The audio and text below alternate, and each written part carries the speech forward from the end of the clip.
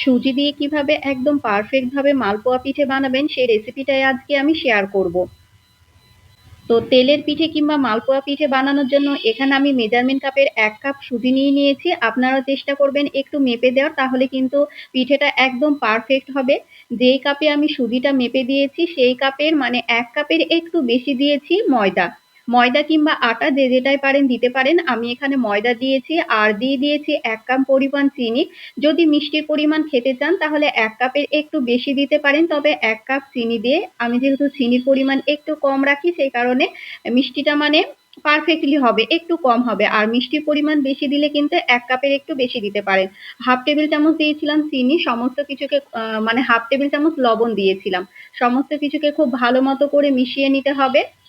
এবার ফার্স্টেই কিন্তু একদম বেশি পরিমাণে একটু পানি দিয়ে দেবেন, কারণ অল্প পানি দিলে কিন্তু দলা পেকে যেতে পারে, আর দলা পেকে গেলে কিন্তু পিঠেটা একদমই ভালো হবে না। তো প্রথম অবস্থায় পানির পরিমাণটা একটু বেশি পরিমাণে দিয়ে খুব ভালো মতো করে কিন্তু মিশিয়ে নিতে হবে। এখানে বেকিং সোডা, বেকিং পাউডার কিচ্ছু দেওয়ার প্রয়োজন নেই।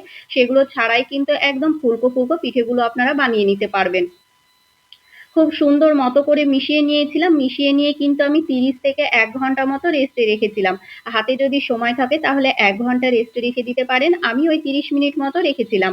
30 মিনিট রাখলেও হবে। 30 মিনিট পর দেখুন খুব ভালো মতো আবারও একটু পানি দিয়ে আমি ফেটিয়ে নিয়েছি। তবে ব্যাটারটা খুব বেশি ঘন হবে না, আবার খুব বেশি পাতলা হবে না। এইরকম করে কিন্তু আপনাদেরকে রেডি করে নিতে হবে।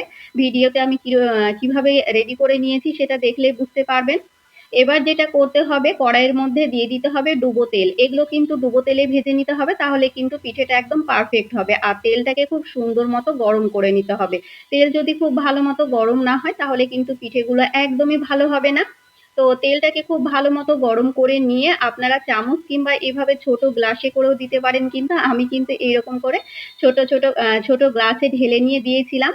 তো সবগুলোই কিন্তু আমি সেম ভাবে ভেজে নেব। ফার্স্টে আমি একটা ভেজে নিয়েছি, এরপর কিন্তু একসঙ্গে 3টে করে দিয়েছিলাম। যেহেতু আমার কড়াইটা একটু বড় আছে আর সাইজটা আমি একটু ছোট ছোট করে বানিয়ে নিয়েছি, সেই কারণে কিন্তু একসঙ্গে 3টে করে দিয়ে দিয়েছিলাম। আর তেলটাকে অবশ্যই গরম রাখবেন আর গ্যাসের আঁচটা মিডিয়াম টু হাই ফ্লেমে রাখবেন। যখন আমি ব্যাটারটা দিলাম তেলের মধ্যে তখন কিন্তু গ্যাসের আঁচটা মিডিয়াম ফ্লেমে রেখেছিলাম। এরপর ভাজার সময় কিন্তু গ্যাসের আঁচটা হাই ফ্লেম করে দিয়ে উল্টিয়ে পাল্টিয়ে খুব সুন্দর মতো করে লাল লাল করে ভেজে নিতে হবে। এই পিঠেটা বানানো খুবই সহজ আর তাড়াতাড়ি বানানো হয়ে যায়, খেতে কিন্তু ভীষণ ভালো হয়। এগুলো ঠান্ডা হয়ে যাওয়ার পরও কিন্তু একদমই শক্ত হয়ে যাবে না, নরম হয়ে থাকবে। তো এক এক করে সবগুলোই বানিয়ে নিয়েছিলাম আর দেখুন সবগুলোই কিন্তু আমার সুন্দর মতো ফুলে ফেঁপে উঠেছিল। আর ভেতর থেকেও কিন্তু খুব সুন্দর মতো নরম হয়েছিল।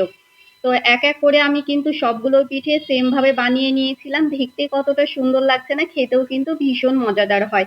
তো চলুন ঠান্ডা হয়ে যাওয়ার পরও আপনাদেরকে দেখাচ্ছি। দেখুন এটা কিন্তু পুরোপুরি ঠান্ডা হয়ে গিয়েছিল। এরপর আপনাদেরকে একটা ভেঙে দেখাচ্ছি কতটা ভালো হয়েছে। ভেতর থেকে যেমন নরম হয়েছিল আর ওপরটা দেখুন একদমই শক্ত হয়ে যায়নি। খেতেও কিন্তু ভীষণ মজাদার হয়। তো আপনারা কিন্তু খুব সহজে সুজি দিয়ে এই পিঠেটা বানিয়ে নিতে পারবেন।